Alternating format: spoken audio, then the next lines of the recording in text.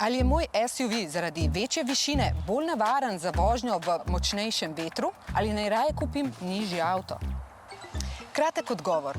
Fizikalno da, tehnološko pa ne. Poglejmo. Fizike ne moremo prenesti naokoli. SUV-ji, kot je Hyundai Tucson, imajo večjo bočno površino in višje težišče. Ko nas na vipavski hitri cesti takole udari sunek, burja na avto deluje kot na jadro.